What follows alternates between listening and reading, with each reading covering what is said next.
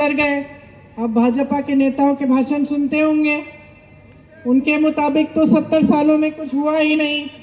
ये अलग बात है कि सब पढ़े लिखे हैं, कहाँ पढ़े हैं भाई? किन्होंने पाठशालाएं बनाई, किन्होंने कॉलेज बनाए जिनमें ये पढ़े, किन्होंने इनकी डिग्रियां दी, जहाँ जहाँ इन्होंने रोजगार किया, वो कंपनियां किसने बनाई? 70 सालों से हम आज़ाद हैं, सही बात। 70 सालों से हम आज़ाद हैं और इन 70 सालों में हमारी राजनीति आस्ते आस्ते बदलती जा रही है। आप सबको मालूम है कि आज जो देश में परिस्थितियां हैं, जो देश में राजनीति स्थापित हुई है, वो किस तरह की राजनीति है? धर्म पे आधारित राजनीति कर रही है भाजपा। आप ही कह रहे हैं, धर्म पे आधारित राजनीति कर रही है भाजपा। तो ये धर्म के आधारित राजनीति होती क्या है? क्योंकि देखो, धार्मिक तो हम सब हैं, आप हो, मैं हूँ, सब है ना, मेरी बहनें, आप सब धार्मिक हैं, सब पूजा करती हैं। और आप सब नहीं तो जितने भी धर्म हैं हमारे देश में, उनके जितने भी मानने वाले लोग हैं, वो सब धार्मिक हैं।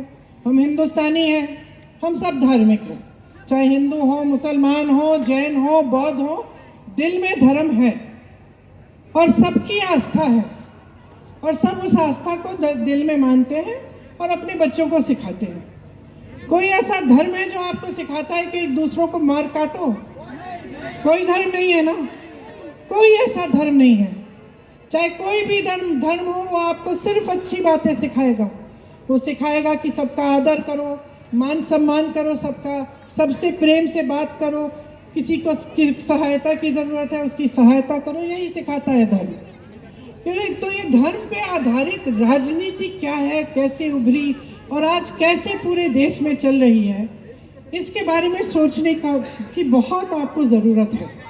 बहुत महत्वपूर्ण बात है ये, क्योंकि देखिए, मेरी समझ में ये ऐसी राजनीति है जो आपका ध्यान भटकाना चाहती है।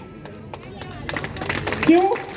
क्योंकि सब जानते हैं कि आप सब धार्मिक हैं, सब जानते हैं कि जब धर्म की बात करेंगे तो आपके जज्बात उभरेंगे। सब जानते हैं, बहनें, आपके घर कोई आए, बड़ी धार्मिक बात करे और फिर बोले कि मुझे वोट दे दो, तो आपको बुरा लगेगा ना कि भाई धार्मिक इंसान है, अच्छी अच्छी बातें करके आया गया है, उसको तो वोट देना चाहिए। आपको ऐसा लगता है ना? लेकिन सोचो, वो इंसान आपके पास धर्म की बात चुनाव के समय क्यों कर रहा है? आपके पास आकर आपसे कुछ चाहता है। और आप समझिए कि ये जो राजनीति आपने पूरे देश में लागू होने दी है, ये आप ही का इस्तेमाल कर रही है। ये धर्म की बातें, जाति की बातें चुनाव के समय जो उठाते हैं, वो चाहते हैं कि अपना स्वार्थ आपसे साधें। अगर आप इस बात को आज नहीं समझेंगे तो 5 साल और भुगत लो, 5 साल भुगत लो।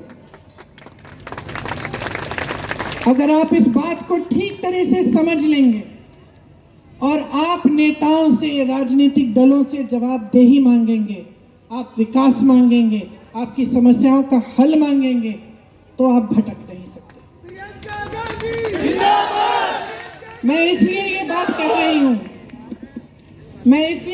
कह रही हूँ क्योंकि 2 दिन पहले मैं मध्य प्रदेश में थी। मध्य प्रदेश में भाजपा की सरकार है। कितने सालों से चल रही है बहनों और भाइयों? 18 सालों से। 18 सालों से बार बार भाजपा को वोट दिया जा रहा है। जब मैं किसी के घर जाती हूँ, पूछती हूँ कि भाई क्यों दे रहे हो वोट?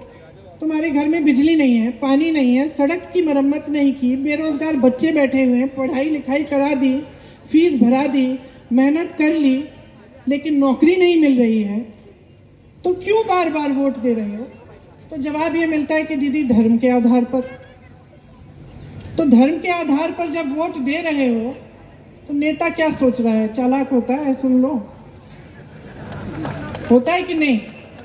मंच पे खड़े होके कह रही हूँ, किसी भी नेता को इतनी छूट दे दो कि वो आलसी बन जाए, उसकी जवाबदेही हटा दो, उसको पता चल जाए कि भाई मैं इधर उधर की बातें करूंगा, धर्म की बात कर लूंगा, जाति की बात कर लूंगा, कुछ और बोल दूंगा, ध्यान भटका दूंगा, मुझे वोट मिल जाएगा, तो काम क्यों करेगा?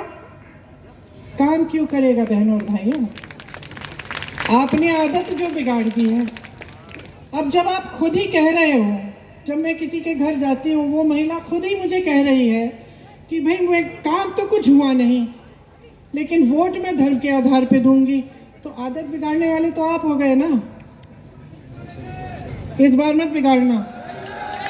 ये जो आपकी जो परंपरा है ना कि मैंने सुना है कि भाई राजस्थान में एक बार ये सरकार एक बार वो सरकार, एक तरह से ठीक है, समझ में आती है परंपरा, लेकिन इस बार परंपरा को पलटो, नहीं तो जो मध्य प्रदेश में 18 सालों से चल रहा है वो यहाँ हो जाएगा। और मैं आपको बताना चाहती हूँ कि क्या चल रहा है।